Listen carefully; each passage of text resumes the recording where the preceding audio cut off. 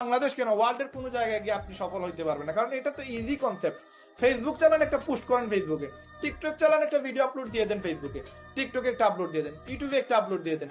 সারাদিনে সব মিলে 3টা প্ল্যাটফর্মে যদি 10টা ভিডিও আপলোড দিয়ে দিতে পারেন, 1 মাস করে দেখেন আপনার 6 ডিজিটের ইনকাম এক্সপার্ট লেভেলে চলে গেলে আপনি ইনকাম করতে পারবেন।